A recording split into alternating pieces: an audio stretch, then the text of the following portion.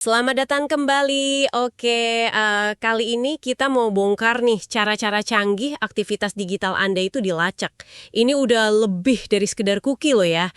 Pernah nggak sih ngerasa kayak ada yang ngikutin gitu pas lagi online? Nah, kita coba bedah ini bareng-bareng. Betul, betul. Teknik pelacakan sekarang ini emang makin canggih ya, dan seringnya kita nggak sadar. Ini bukan cuma soal iklan yang ngejar-ngejar kita, tapi lebih ke gimana potongan-potongan info soal Anda, sekecil apapun itu, bisa dirangkai jadi satu. Nah, penggabungan data ini nih yang jadi isu privasi serius. Oke, menarik nih. Kita mulai dari yang pertama ya. Ada istilah browser fingerprinting. Itu gimana sih cara kerjanya? Kok bisa ya ngidentifikasi kita tanpa cookie?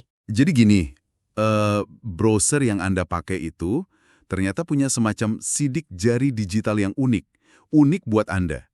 Isinya itu kombinasi macam-macam info, teknis, kayak sistem operasinya apa, jenis browsernya, versinya, bahasa yang dipakai, terus daftar font yang ada di komputer Anda, bahkan plugin yang kepasang. Ada tuh dari EFF, Electronic Frontier Foundation, mereka punya alat namanya Panopticlick. Itu bisa nunjukin seberapa unik sih sidik jari browser Anda. Wah, artinya meskipun kita udah rajin nih hapus cookie, pakai mode incognito atau penyamaran gitu, sidik jari ini tetap bisa dikenali dong. Nah, tepat sekali. Itu dia poinnya. Makanya ini disebut lebih persisten. Anda bisa aja hapus cookie tiap hari, tapi kan kombinasi unik pengaturan browser Anda itu kemungkinan besar nggak sering berubah. Jadi, ya situs web atau pelacak pihak ketiga itu masih bisa ngenalin Anda pas balik lagi. Ini udah lapisan pelacakan yang lebih dalam lagi gitu. Oke. Ini jadi makin serius ya. Terus ada lagi nih, yang namanya Deep Packet Inspection, DPI. Wah, kedengerannya lebih ngeri nih. Gimana tuh? Nah, kalau DPI ini, bayangin aja penyedia layanan internet Anda, ISP itu, punya kemampuan buat ngintip. Bukan cuma lihat alamat tujuan paket data Anda, tapi bisa sampai lihat isi datanya. Yang Anda kirim, yang Anda terima. Dan ini berlaku buat ya semua lalu lintas internet Anda. Bukan cuma pas lagi browsing aja.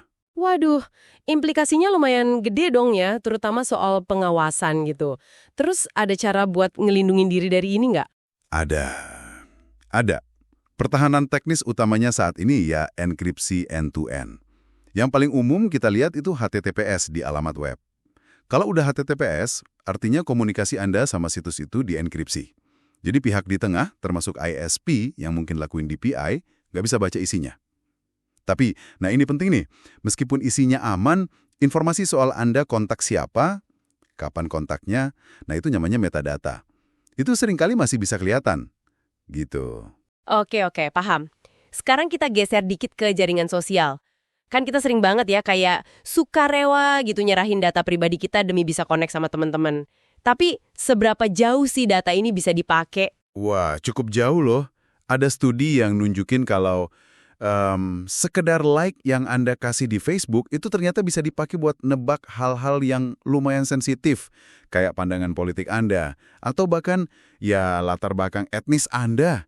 Ini nunjukin gimana data yang kelihatannya sepele ternyata bisa ngungkap banyak hal. Dan ini bisa kejadian bahkan tanpa kita aktif nge-share gitu ya. Misalnya, Bisa banget. Contoh paling gampang, teman Anda nge-tag Anda di foto Facebook. Mungkin tanpa izin eksplisit dari Anda kan? Nah, teknologi pengenalan wajah yang seringnya aktif otomatis, defaultnya gitu, itu bikin gampang banget kejadian. Jadinya, ya makin susah buat kita ngontrol jejak digital kita sendiri. Mana aja yang ada muka kita gitu. bener juga ya. Semua metode ini, fingerprinting, terus data dari DPI kalau ada, aktivitas medsos, ujung-ujungnya ngarah ke satu masalah besar ya, agregasi data. Maksudnya apa tuh agregasi data? Agregasi data itu intinya proses gabungin potongan-potongan informasi soal Anda dari macam-macam sumber. Jadi, misalnya nih, riwayat pencarian Anda di Google, digabung sama data lokasi dari HP Anda, terus ditambah lagi sama apa aja yang Anda lakuin di medsos. Hasilnya, ya profil Anda yang super detail, kebiasaan, minat, bahkan mungkin kelemahan Anda.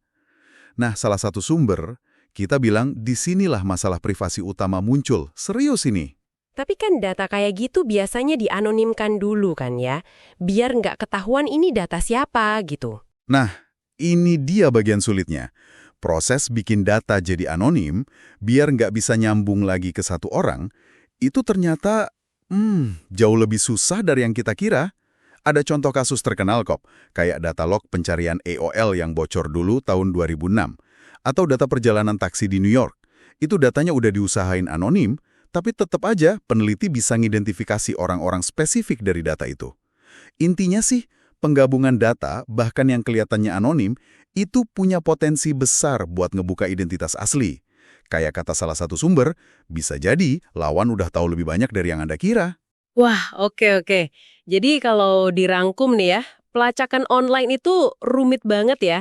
Ada browser fingerprinting, ada potensi intipan data via DPI, ini semua di luar cookie biasa.